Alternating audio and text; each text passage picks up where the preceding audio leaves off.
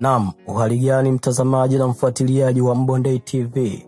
Ikiwa leo tunamshukuru Mwenyezi Mungu ametupa bahati ya kukutana tena katika kipindi chetu cha simulizi na sauti. Msimuliaji wako naitwa Mbondei Msomi. Tafadhali jiunge nasi mwanzo hadi mwisho wa simulizi hii.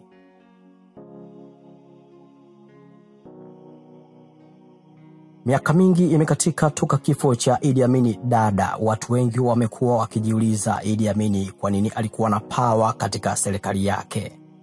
Huyu Idi Amin huyu anatajwa kuwa alikuwa anafanya manyanyaso makubwa kwa raia wake, hata kwa wageni waliokuwa wamekuja nchini humo.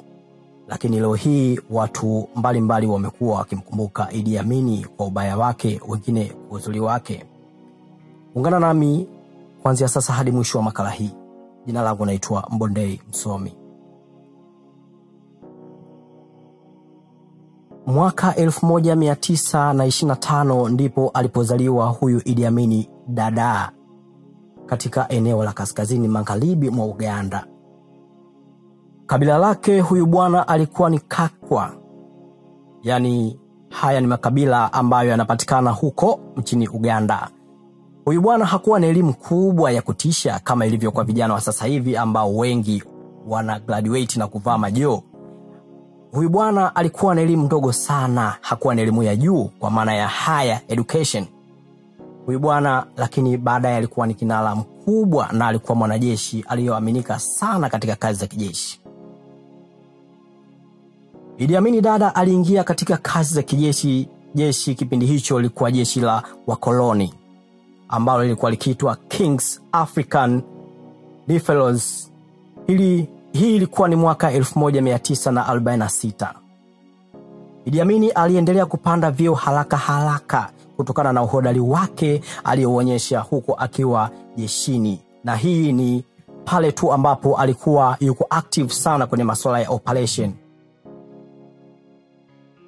Huyu bwana operation ambao zilimpandisha chati na kumfanya mpaka awe mkubwa jeshini ilikuwa ni operation kama ile ya Kenya na Somalia. Hizo ni moja kati ya operation ambazo zilimfanya huyu bwana awe kinara jeshini. Baada tu ya kupata uhuru huko nchini Uganda, ina maana kwamba mwaka 1962 aliendelea kuhudumu katika jeshi la Uganda, na hatimaye baadaye akageuka na kuwa mkuu wa jeshi, yani commander of the army. Baadaye huyu bwana madaraka yakamlevya, akatamani sana kuwa kiongozi wa juu kabisa, yani kiongozi wa nchi, yani kwa huku kwetu tunasema huyu ni final say. Mnamo mwaka 1971, hii ilikuwa ni Januari, alipindua serikali ya Milton Obote akiwa hayupo nchini. Alijitangaza yeye mwenyewe kuwa ni rais kutoka siku hiyo.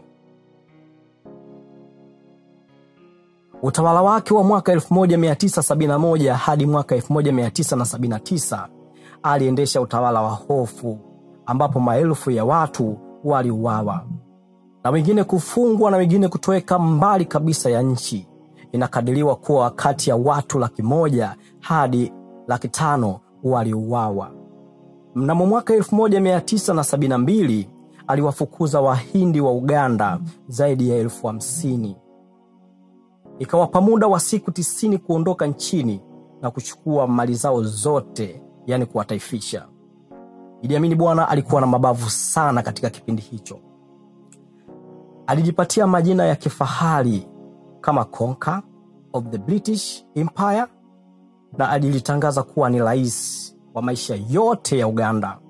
Yani kwa kipindi chote kile ambacho alikuwa akitawala Uganda, basi alisema ni kipindi chake chote cha urais mpaka atakapofukiwa na ardhi hii.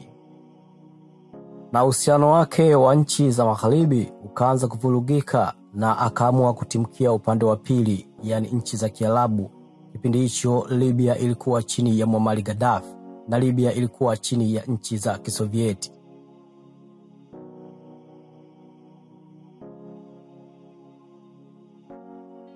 Mwaka 1978 hadi mwaka 1979 alianzisha vita dhidi ya Tanzania na Uganda.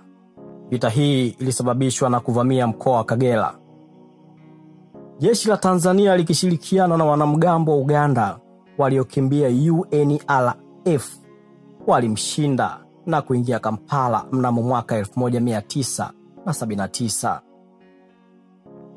Idi Amin alikimbilia uhamishoni, kwanza Libya, kisha Iraq na hatimaye akaishi Jeddah, Saudi Arabia. Idi Amin alifariki Agosti 16, ilikuwa ni 2003 huko Jeddah, Saudi Arabia.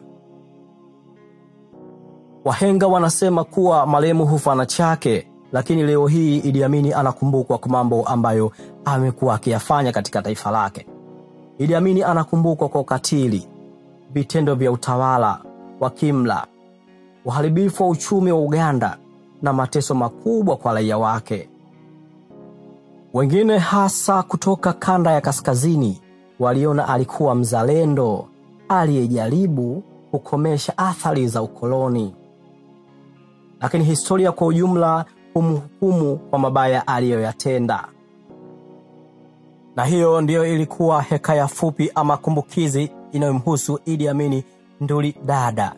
Ilikuwa kwanza kupata stori zetu ama makala zetu na sauti, endelea kutufollow katika mitandao yetu ya kijamii, andika Mbondei TV.